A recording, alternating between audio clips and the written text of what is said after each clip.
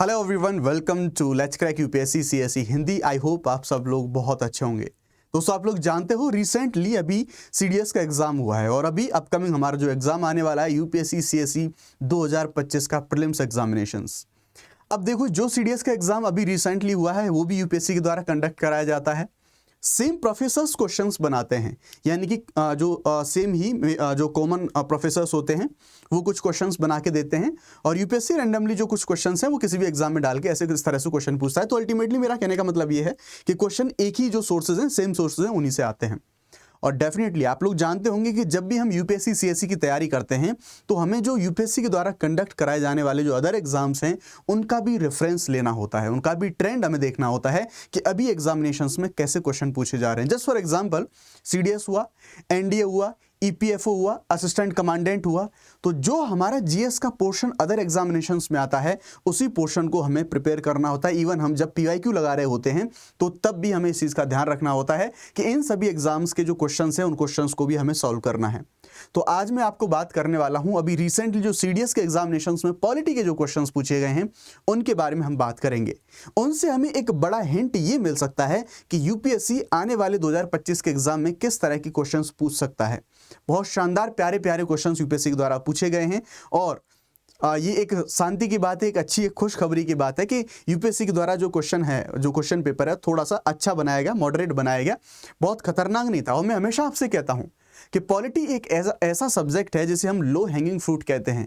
अगर हमारे concept clear हो, हम थोड़ी सी तैयारी कर लें, रिवीजन थोड़ा सा अच्छे से कर लें, तो पॉलिटी के सभी क्वेश्चंस मेजरली सही करने वाले होते हैं। इसी तरह के क्वेश्चंस यहां पर सीडीएस के एग्जामिनेशंस में यूपीएससी के द्वारा पूछे गए। मैं आपको ये भी दिखाऊंगा उनके सॉल्यूशंस क्या होंगे, थोड़ा सा उन क्वेश्चंस को समझने की भी हम कोशिश करेंगे। और इतना ही नहीं, बहुत सारे क्वेश्चंस में ये नहीं कह रहा कि हमने करा है इसलिए वो आए, नहीं, लेकिन मैं ये कह रहा हूं कि हम यूट्यूब पर कई बार जो फ्री कंटेंट है, लोग ये सोचते हैं कि भाई फ्री कंटेंट है तो कंटेंट में क्वालिटी नहीं होगी, कंटेंट में दम नहीं होगा, लेकिन ऐसा नहीं है मेरे दोस्त। मैं आपको प्रूफ दिखाऊंगा। बहुत सारे क्वेश्चंस ऐसे हैं जो डायरेक्टली यूट्यूब की क्लासेस में हमने कवर किए थे, वहां से क्वेश्चन सीधे सीधे पूछ लिए गए हैं। बहुत इजी क्वेश्चंस हैं और बहुत अच्छे अच्छे क्वेश्चंस हैं जो कि यूट्यूब में हमने फ्री सेशंस किए थे, उन सेशंस से पूछे गए हैं। आइए शुरुआत करते हैं और शानदार से वीडियो को समझने की कोशिश करते हैं, पूरे टॉपिक को देखने की कोशिश करते हैं कि सीडीएस में अगर ऐसे क्वेश्चन पूछे तो अब हम आगे के लिए चीज़ों को कैसे प्रेडिक्ट कर सकते हैं, कैसे अपनी तैयारी को थोड़ा सा हमारे अंदर आत्मविश्वास भी आएगा इन सभी क्वेश्चंस को देख के कि भाई प्रीलिम्स नजदीक है तो कॉन्फिडेंस होना जरूरी है। तो डेफिनेटली इस वीडियो को देखने के बाद, इन क्वेश्चंस को देखने के बाद आप लोगों के अंदर जो कॉन्फिडेंस है वो कॉन्फिडेंस बिल्डअप होगा। लेकिन उससे पहले एक जो जरूरी सूचना है, उस जरूरी सूचना के बारे में बात कर लेते हैं।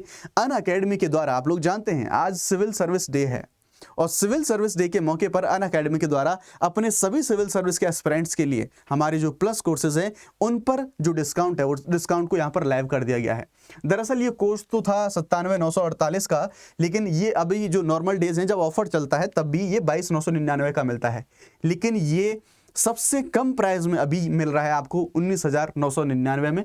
इसमें आपको देखेंगे 70 से ज़्यादा आपको क्लासेस मिलेगी, जीएस सीसेट सभी बैचेस का एक्सेस मिलेगा, मेंस की test series, dedicated doubt solving और 1-to-1 मेंटरशिप। और ध्यान रखना मेरे दोस्त, अगर आपको मैक्सिमम डिस्काउंट चाहिए तो शुभ 50 ये कोड आपको लगाना होगा, तभी जाके आप इन सभी जो डिस्काउंट्स हैं उनको आप अवेल कर पाएंगे।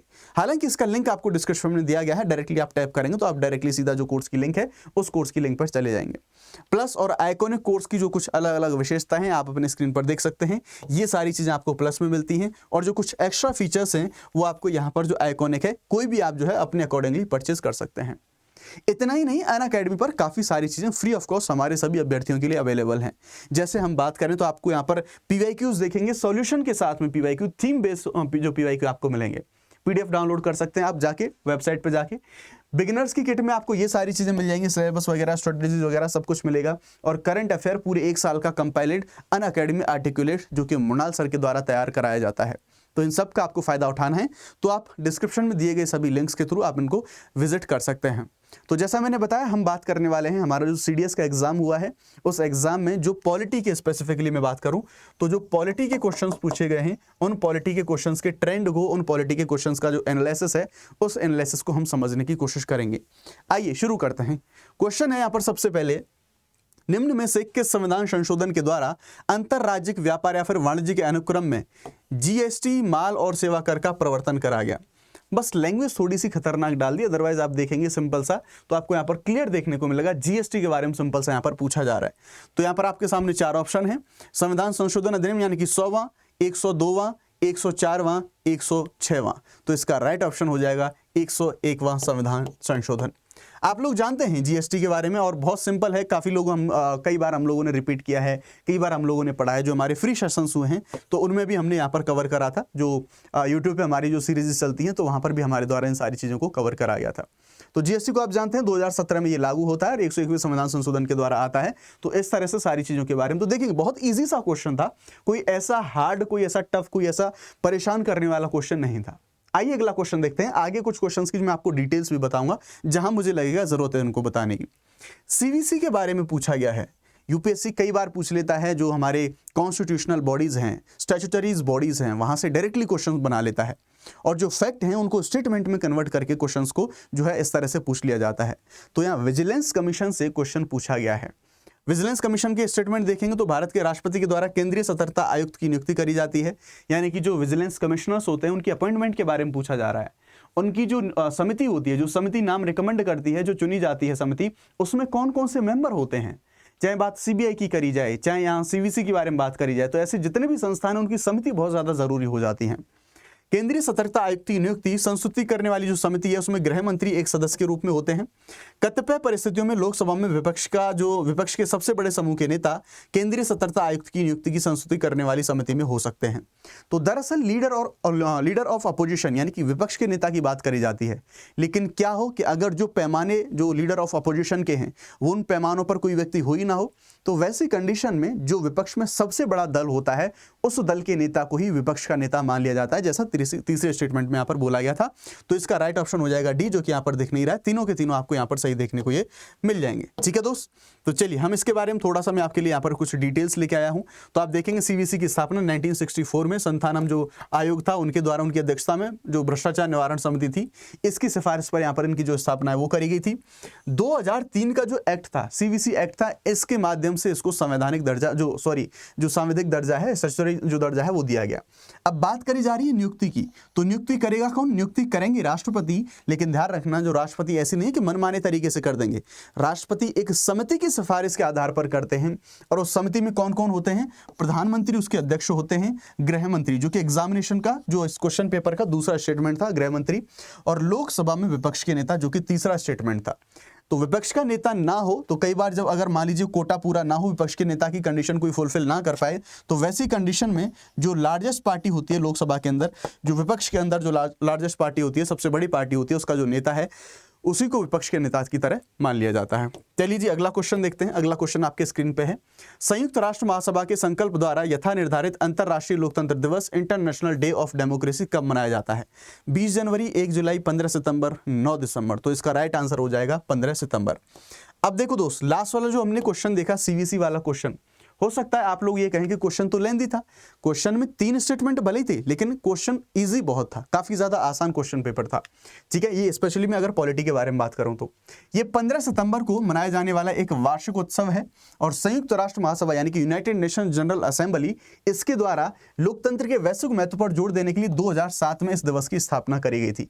पहली बार हम इसने 2008 में हमने इसको मनाया था। तो आप यहाँ पर जो कुछ इससे रिलेटेड कुछ एक्स्ट्रा डिटेल्स हैं उन डिटेल्स को आप देख सकते हैं। 15 सितंबर को अंतर संसदीय संघ की लोकतंत्र पर जो सार्वभौमिक डिक्लेरेशन है उस वर्षगांठ के अवसर पर चुना गया था। इसे 15 सितंबर 1997 को जिनेवा में इसको अडॉप्ट करा गया था। ठीक है, चलिए जी अगला क्वेश्चन देखते हैं। अगला क्वेश्चन किस तरह का पूछा गया है यहाँ पे यूपीएससी के द्वारा सीडीएस के एग्जामिनेशंस में। तो देखेंगे नीति आयोग के बारे में। मतलब इतने प्यारे प्यारे क्वेश्चन हैं, इतने खूबसूरत क्वेश्चन हैं कि करने में भी मजा आए। नीति आयोग के बारे में निम्न में से कौन सा कथन सही है? भारत के प्रधानमंत्री इसके शासी परिषद के अध्यक्ष होते हैं। सीधी सी बात है, यानी कि ये योजना आयोग का रिप्लेसमेंट है। इससे पहले योजना आयोग हुआ करता था, उसके अध्यक्ष भी प्रधानमंत्री होते थे, तो अभी इसके अध्यक्ष भी प्रधानमंत्री हैं। दूसरा, लद्दाख के उपराज्यपाल इसके शासी परिषद के एक सदस्य हैं। ठीक है, तो यहाँ पर जब हम इन स्टेटमेंट के बारे में बात करेंगे तो दोनों के दोनों सही हो जाएंगे, क्योंकि जिस शासी परिषद के बारे में बात करें तो उसमें सभी राज्यों के सीएम और सभी यूटीज के प्रशासक वगैरह, वो सभी के सभी लोग इसमें शामिल होते हैं। तो इस तरह से हम देखेंगे। इसके राइट ऑप्शन के बारे में बात करेंगे तो 1 और 2 दोनों हो जाएगा। 1 जनवरी 2015 को आप देख सकते हैं यहाँ पर इसकी स्थापना हुई थी। योजना आयोग की इसने जगह ली थी। भारत के प्रधानमंत्री की अध्यक्षता करते हैं। उपाध्यक्ष की नियुक्ति प्रधानमंत्री के द्वारा करी जाती है। पदेन कुछ सदस्य होते हैं जो आप यहाँ पर देख सकते हैं। गवर्नर काउंसिल के बारे में बात करें, यानी गवर्निंग काउंसिल के बारे में बात करें तो इसे टीम इंडिया के नाम से जाना जाता है। इसमें प्रधानमंत्री, उपाध्यक्ष, पदेन सदस्य, पूर्णकालिक सदस्य, राज्यों के सीएम और केंद्र शासित प्रदेशों के उपराज्यपाल, ये सभी शामिल होते हैं, जैसा कि क्वेश्चन में यहाँ पर पूछा गया है। तो इस तरह से का एक प्यारा जो क्वेश्चन, एक जो खूबसूरत क्वेश्चन है, वो खूबसूरत क्वेश्चन हमारे यहाँ पर हमें देखने को मिला। ठीक है, चलिए जी। इसीलिए कई बार जो हमारे एस्पिरेंट्स हैं, यूपीएससी सीएससी एग्जाम देने वाले एस्पिरेंट हैं, वो इसे बैकअप के तौर पे रखते हैं, यानी कि इन एग्जामिनेशंस को भी वो देते हैं। तो आपको इन एग्जामिनेशंस के जो क्वेश्चंस हैं, उन क्वेश्चंस को लगाना, उनको सॉल्व करना जरूरी है।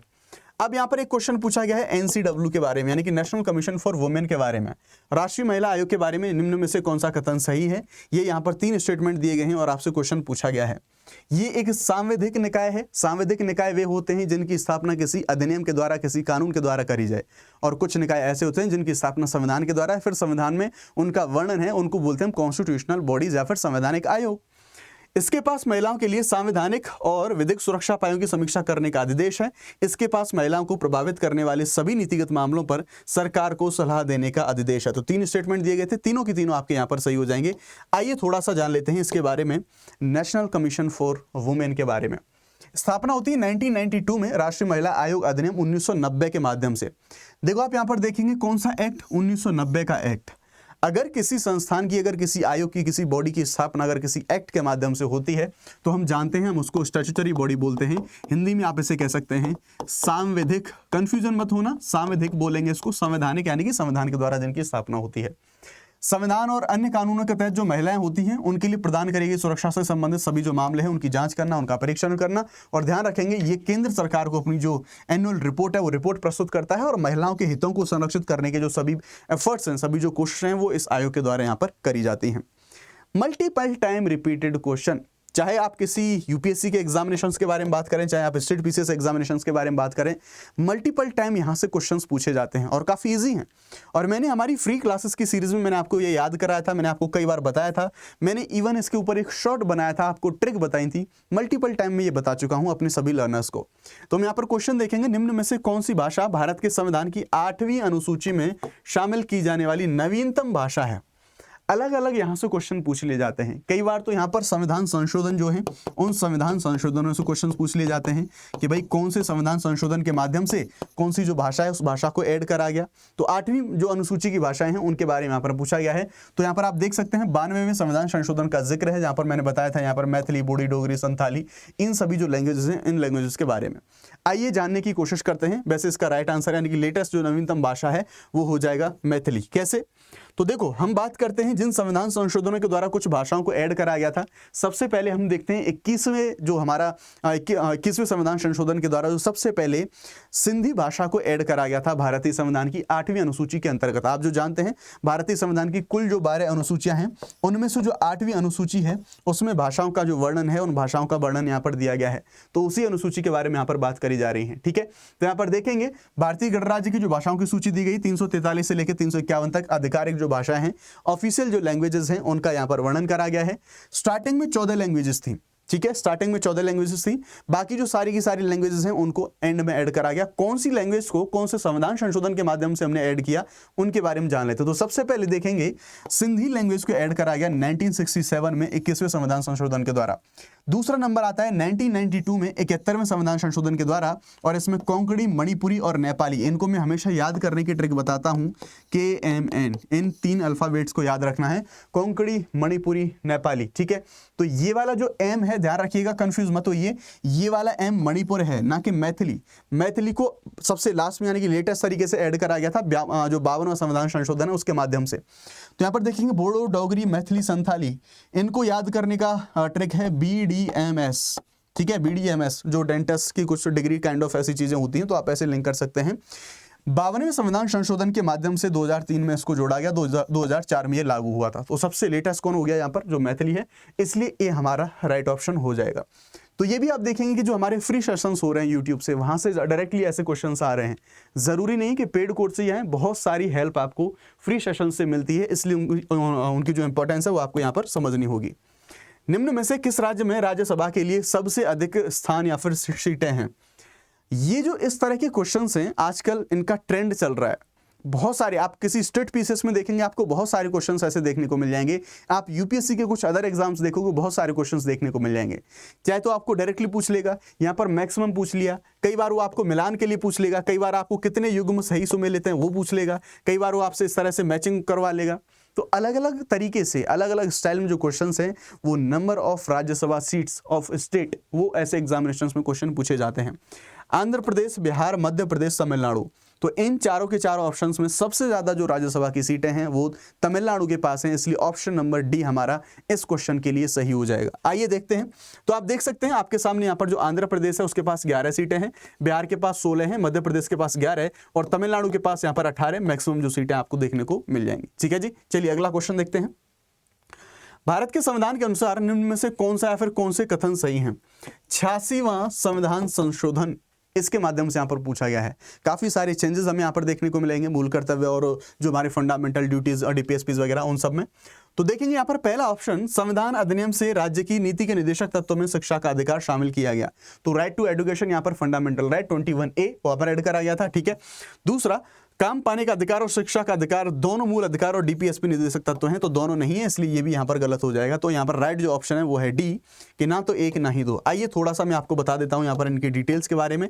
तो 86वां संविधान संशोधन 2002 में आता है और यहाँ पर देखेंगे अनुच्छेद 21A, इसमें राइट टू एजुकेशन 6 से लेकर 14 वर्ष की आयु के जो बच्चे हैं उनके लिए इसको एक फंडामेंटल राइट के तौर पर ऐड करा गया। कुछ डीपीएसपी में चेंजेस हुए थे, यहाँ पर 51A में खंड के जोड़ा गया था। उसी प्रकार से यहाँ पर आप देखेंगे जो आर्टिकल 45 है उसमें कुछ चेंजेस देखने को मिले थे और जो 51A यानी कि जो मूल कर्तव्य के हैं वो सारे चेंजेस आपको यहाँ पर देखने को मिल जाएंगे। अगला क्वेश्चन आप देख सकते हैं, आप यहाँ पर देखेंगे भारत के संविधान के अनुच्छेद 12 में यथा परिभाषित राज्य के अंतर्गत, यानी कि यहाँ पर डेफिनेशन ऑफ स्टेट यानी कि राज्य की परिभाषा के बारे में पूछा गया कि भाई राज्य जो हम बात करते हैं, राज्य यहाँ पर यूपीएमपी मत समझना, यहाँ पर जो स्टेट का कॉन्सेप्ट है जो कि अनुच्छेद 12 के बारे में बात करी जाती है। और यही चीज हम देखेंगे जब डीपीएसपी शुरू होते हैं तो आर्टिकल 36 में भी यही बोला जाता है कि यहाँ पर राज्य की परिभाषा का मतलब वही होगा जो आर्टिकल 12 में है। तो इन सभी चीजों की शुरुआत यहाँ पर हमें देखने को मिलती है।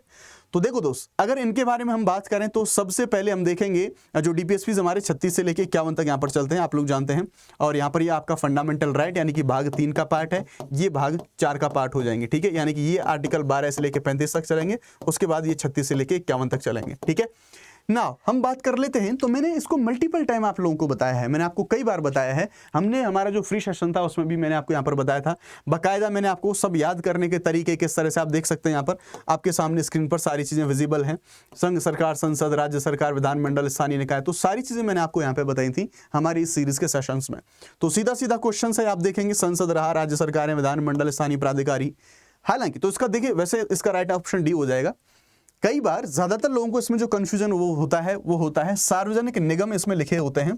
यूपीएससी कई बार या फिर स्टेट पीसीएस कई बार ऐसे क्वेश्चंस पूछ लेते हैं सार्वजनिक निगमों के बारे में, यानी कि जो गवर्नमेंट की कंपनीज होती हैं, गवर्नमेंट एंटरप्राइजेस होते हैं, क्या वो भी राज्य की डेफिनेशन के अंदर आते हैं? और एग्जामिनर कंफ्यूज करने के लिए उन्हीं ऑप्शंस को जरूर डालता है। तो ये ऑप्शन अभी इसमें नहीं डाला है, लेकिन हाँ बाकी सारे जो ऑप्शन हैं सारे के सारे ऑप्शन यहाँ पर सही हो जाएंगे इस क्वेश्चन के लिए। ठीक है दोस्त, चलिए जी आगे हम बात करते हैं पार्लियामेंट्री प्रिविलेजेस से। आपको जो क्वेश्चन है वो क्वेश्चन आपको यहाँ पर देखने को मिल जाएगा। तो देखिए जो पार्लियामेंट्री प्रिविलेजेस है, यहाँ से जो क्वेश्चन आप देखेंगे तो अभी रिसेंटली मैंने कराया है, मैंने वन शॉट में, यानी कि वन शॉट नहीं, हाँ दो मैराथन्स में 2-2 घंटे के कुछ ऐसे सेशंस लिए थे मैंने, उनमें कंप्लीट पार्लियामेंट का रैपिड रिवीजन मैंने कराया था अभी रिसेंटली कुछ दिन पहले। तो वहां से सीधा सीधा क्वेश्चन सबसे एंड में मैंने संसदीय विशेषाधिकार कराए और संसदीय विशेषाधिकारों से क्वेश्चन यहाँ पर देखने को मिलेगा। आप लोग जानते हैं आर्टिकल 105 में संसदों के जो सांसदों के विशेषाधिकारों का वर्णन करा गया है। वो विशेषाधिकार व्यक्तिगत होते हैं, कुछ सामूहिक होते हैं। तो उन सभी अपनी कार्रवाइयों को चलाने के लिए, उनको मैनेज करने के लिए, मेंटेन करने के लिए जो हमारे सांसद होते हैं उनको कुछ विशेष अधिकार प्राप्त होते हैं, उनके बारे में हम लोग यहाँ पर बात करने वाले हैं। तो देखिए भारत की संसद के सदस्यों के लिए संसदीय विशेषाधिकार संबंधित है, निम्न विवरणों में से कौन से कथन सही हैं? पहला, अध्यक्ष विशेषाधिकार के किसी भी प्रश्न के अन्वेषण के लिए स्वप्रेरणा से निर्देश देने के लिए सशक्त है। दूसरा, विशेषाधिकार के प्रश्न को कार्यसूची में अन्य मदों से प्राथमिकता दी जाती है। इस विशेषाधिकार का विस्तार निवारक गिरफ्तारी या फिर निरोधी से मुक्ति तक है। तो ध्यान रखेंगे, यहां पर हम बात करेंगे पहला और दूसरा हमारा सही हो जाएगा, लेकिन तीसरा सही नहीं है। विशेषाधिकारों के बारे में बात करें तो मैं आपको कुछ चीजें बताना चाहूंगा। एक चीज समझने की कोशिश करना, सांसदों के जो विशेषाधिकार हैं वो उनको सिविल मामलों से उन्मुक्ति देते हैं, आपराधिक मामलों से उन्मुक्ति नहीं देते। हाँ, जो गवर्नर और प्रेसिडेंट होते हैं उनको कुछ विशेष अधिकार मिले हुए हैं, उनको आपराधिक और सिविल दोनों मामलों में उन्मुक्ति मिली होती है। लेकिन जो सांसद होते हैं उनको आपराधिक और साथ ही साथ अगर डिटेंशन का कोई मामला है तो वैसी कंडीशन में विशेषाधिकार वाली जो चीज है वो उनके ऊपर एप्लीकेबल नहीं होती है। ठीक है, ये भी मैंने रिसेंटली अभी कल परसों ही जो पार्लियामेंट वाला जो सेशन मैंने लगाया था उसी में मैंने आपको इसको यहाँ पर कंप्लीट कराया था। यहाँ पर क्वेश्चन पूछा गया है, संसद की जो प्रक्रिया है, संसद की जो कार्रवाई है, वहाँ पर जो एडजर्नमेंट जो मोशन है, यहाँ पर जो स्थगन प्रस्ताव है उससे क्वेश्चन पूछा गया है। यानी कि स्थगन प्रस्ताव क्या होता है, तो सिंपल सी बात यह है कि जब भी जो सदन की कार्रवाई चल रही है, अगर मान लीजिए उस जो डेली की या फिर जो सामान्य कार्रवाई चल रही है उस कार्रवाई को हमें रोकना है और कोई चर्चित लोक महत्व का या फिर सार्वजनिक कोई मुद्दा है उसके बारे में हमें चर्चा परिचर्चा करनी है, तो वैसी कार्रवाई को रोकने के लिए एडजर्नमेंट मोशन लाया जाता है, स्थगन प्रस्ताव लेके आया जाता है। तो देखेंगे यहाँ पर पूछा जा रहा है कौन सा सही नहीं है।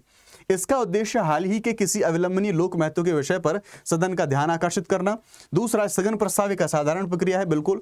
इस प्रस्ताव को किसी भी तात्कालिक महत्व के विषय में लाया जा सकता है जो किसी राज्य सरकार की अधिकारिता में भी हो सकता है। चौथा, अध्यक्ष को सम्मति देने से इनकार करने का पूर्ण विवेकाधिकार है। तो इसका जो राइट ऑप्शन हो जाएगा ये इसका जो है वो सही नहीं है।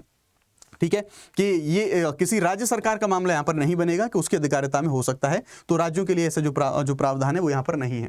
तो आप देख सकते हैं एडजर्नमेंट मोशन मैंने यहाँ पर कराया था, डिटेल से सारी डिटेल मैंने आपको यहाँ पर बताई थी कि भाई महत्वपूर्ण सार्वजनिक मुद्दे के लिए स्वीकार करे जाने पर इसको मतलब स्वीकार करने के लिए मिनिमम 50 लोगों की इसकी आवश्यकता होती है। असाधारण प्रक्रिया आप देख रहे हैं, वर्ड टू वर्ड यानी कि असाधारण प्रक्रिया लिखी हुई है यहाँ पर, वर्ड टू वर्ड आपको देखने को मिल जाएगा। तो राज्यसभा में यहाँ पर देखेंगे कि किस तरह से राज्यसभा में इस प्रक्रिया की अनुमति नहीं है, इस प्रस्ताव पर चर्चा के कम से कम 2, तो इस तरह से सारी जो डिटेल्स है मैंने आपको यहाँ पर बताई हुई थी। ठीक है दोस्त, चलिए आगे हम देख लेते हैं अगला क्वेश्चन, निम्न में से कौन सा कथन सही है। सही पूछा गया है और यहाँ पर जो सही उत्तर है वो हमें बताना है। प्रथम विधि आयोग ने भारतीय दंड संहिता 1860 की संस्तुति की थी। भारतीय दंड संहिता 1860 को भारतीय न्याय संहिता 2023 द्वारा पूर्णतः प्रतिस्थापित यानी कि रिप्लेस यहाँ पर करा गया है। तो दोनों के दोनों हमारे यहाँ पर सही हो जाएंगे। अभी जो पुराने हमारे आईपीसी सीआरपीसी एविडेंस जो एक्ट होते थे उनको रिप्लेस कर दिया गया है नई संहिताओं से। तो वो नई संहिता कौन सी है, आइए यहाँ पर देख लेते हैं। तो देखेंगे आईपीसी है इसको और सीआरपीसी इसको और जो भारतीय न्याय संहिता और जो साथ ही साथ बीएनएसएस ये नए कानून से इनको, और जो हमारा बीएसए यानी कि जो हमारा भारतीय साक्ष्य अधिनियम, इनके साथ भारतीय साक्ष्य अधिनियम की जगह इनके द्वारा ली गई है। 1 जुलाई 2024 से इनको एग्जीक्यूट कर दिया गया है, इनको यहाँ पर लागू कर दिया गया है। एक और बहुत प्यारा और जो खूबसूरत क्वेश्चन है वो आप यहाँ पर देख सकते हैं। भारत में पिछड़ा वर्ग से संबंधित यानी कि काफी ज्यादा फेमस केस है, आपने सुना होगा इंदिरा साहनीवाद, यानी कि जो ओबीसी थे उनको रिजर्वेशन देने से रिलेटेड, या फिर जो मंडल कमीशन बोलते हैं, मंडल केस जिसको हम बोल देते हैं, वहां से क्वेश्चन पूछा गया। बहुत सिंपल, बहुत प्यारे प्यारे अच्छे अच्छे क्वेश्चन पूछे गए हैं। भारत में पिछड़ा वर्ग आयोग के गठन के संबंध में निम्न कथनों पर विचार कीजिए, कौन सा इनमें से सही है। भारत सरकार द्वारा गठित प्रथम पिछड़ा वर्ग आयोग को काका कालेलकर आयोग के नाम से जाना जाता है। बिल्कुल सही बात है, जो प्रथम पिछड़ा वर्ग आयोग था काका कालेलकर आयोग के नाम से जाना जाता है। इन्होंने सिफारिशें दी थी ओबीसी के लिए, लेकिन इस आयोग की सिफारिशों को गवर्नमेंट के द्वारा नहीं माना गया था। उसके बाद द्वितीय पिछड़ा वर्ग आयोग का गठन होता है जिसे मंडल कमीशन के नाम से भी जानते हैं, जिसने ओबीसी के लिए जो रिजर्वेशन की व्यवस्था है वो कुछ अपनी सिफारिशें यहाँ पर दी गई थी। तो देखेंगे भारत सरकार द्वारा गठित तृतीय नहीं ये सेकंड है, इसलिए ये गलत हो जाएगा हमारा। तो राइट ऑप्शन हो जाएगा केवल और केवल 1। इस तरह से हमने देखा कि सीडीएस के एग्जामिनेशंस में पॉलिटी से जो प्यारे प्यारे खूबसूरत क्वेश्चन पूछे गए थे, सभी क्वेश्चन, ज्यादातर क्वेश्चन सॉल्व करने लायक थे, बहुत शानदार बहुत प्यारे क्वेश्चन थे। तो पॉलिटी एक ऐसा सब्जेक्ट है जो कि आपके एग्जामिनेशन में आपकी कट ऑफ के आपको नजदीक ले जाएगा, और अगर आपने इसको लाइटली लिया तो ये आपको एग्जाम से बहुत दूर भी कर देगा। तो हमारे फ्री सेशंस के लिए let's crack UPSC CSE Hindi, इसी चैनल पर आप मेरे साथ जुड़े रहें। बहुत सारे मेरे फ्री इनिशिएटिव, बहुत सारे फ्री शॉर्ट्स के माध्यम से, बहुत सारी फ्री सीरीज के माध्यम से मैं आपको चीजों को कवर कराता हूं। जिस टॉपिक को मैंने यूट्यूब पे उठाया है उस टॉपिक से अगर क्वेश्चन आया है तो एक भी क्वेश्चन ऐसा नहीं है कि जिस टॉपिक को हमने यूट्यूब पे किया हो और वो क्वेश्चन सॉल्व ना होता हो, केवल और केवल फ्री क्लासेस से। सो ये जो यूट्यूब की जो इंपॉर्टेंस है, ये जो हमारी क्वालिटेटिव जो एजुकेशन है उसकी जो इंपॉर्टेंस है, आप इसे जरूर समझें। साथ ही अगर आप प्लस कोर्सेज के माध्यम से हमसे जुड़ना चाहते हैं तो डिस्क्रिप्शन में दिए गए जो लिंक है उनके माध्यम से आप कोर्सेज के साथ भी जुड़ सकते हैं। Thank you very much. आपको ये सारे क्वेश्चंस कैसे लगे कमेंट सेक्शन में मुझे जरूर बताइएगा। जय Hind, bye bye, let's crack it.